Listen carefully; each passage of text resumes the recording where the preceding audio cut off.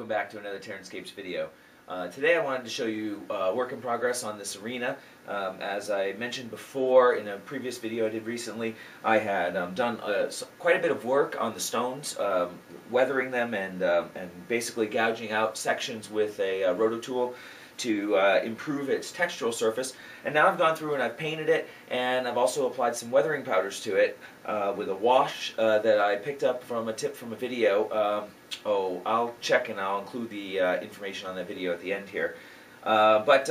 It's been a very interesting technique. I tried it out on the the Fieldstone Fortress that I showed in the previous video. That was sort of an experimental first run, and I've learned quite a bit from that, so I've applied it to this, and I thought I'd give you a closer look at it and show you some of the things I've learned and really how much it's really improved the surface of this arena. So taking a closer look at the arena, one of the things that now that it's painted, you can much more easily see all of the weathered areas that are on the stone as they contrast quite a bit more. One of the things that the weathering powder does, however, is it fills in some of these areas, and I'm going to show a close-up in a second, but I wanted to give you a broader view of it, and it gives the appearance of mortar in between the bricks.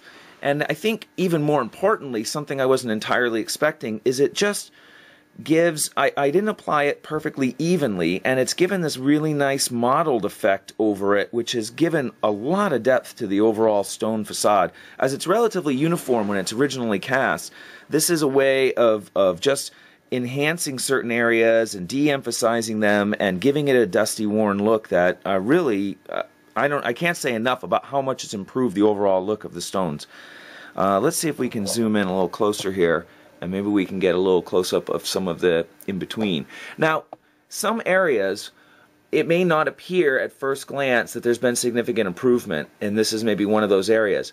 But I can't tell you how much of a difference it's made, because originally it comes out very, very black in these areas. Once I've primed the model, and then I've dry brushed the stone, this area picks up no real additional color, so it comes out incredibly flat and very black.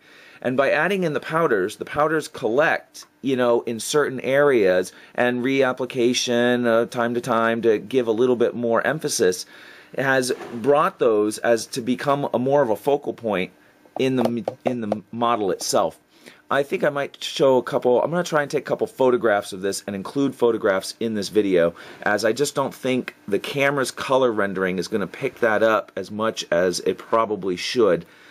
Here's an example where you can see some of that transition where it's below grade, yet there is some color variation in there.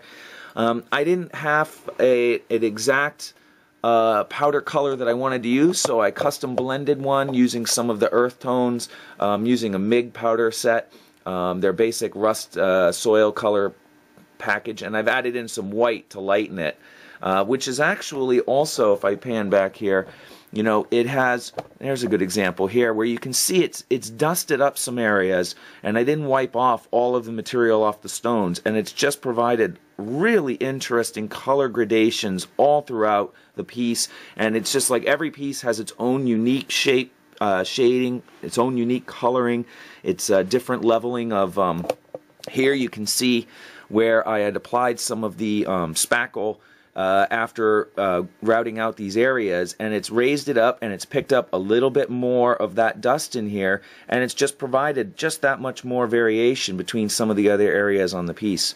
So can't say enough about this technique. It's something I'm going to be looking at more and more, and it's something that I recommend if you're looking at taking the extra time to dress up a piece. It's the kind of way you can really make stones pop on a terrain piece.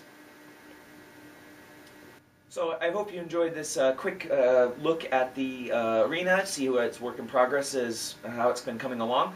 Next stage will be to paint the inside walls and the walkway that comes along the top here. And I didn't even expect to want to put any of the weathering techniques that I used on the outside on the interior, but I don't think I can resist. I think using a slightly different color, I'm going to order some different colors so I can expand my palette range. I think that's going to pick up some of that interior texture, and I'll show you that a little bit later on, and really bring some life to that as well. So I'm really excited about it, and I'll try and share with you as much as I learn as we go along. And I think this is going to really be a standout piece when it's done. I wanted to mention that the video that I was referencing, it's by Expert Modelcraft, It's the realistic model buildings video. This isn't a review on the video, but just to say that there's definitely some things that can be learned from it. Is it worth its purchase price? Perhaps. For me, when I buy a video, if I can gain one new technique that I can carry across pieces for the future, if it expands my skills in any way, even one small increment, or shows me a new technique that I'd never considered, to me that's the value that I'm looking for. So while I think there's a lot in the video that may not be valuable, I'd be surprised if there wasn't one or two things that you might be interested in. So that's by Expert Modelcraft, something you might want to check out. Anyway, once again, thanks for watching another TerranScapes video, and I'll talk to you soon.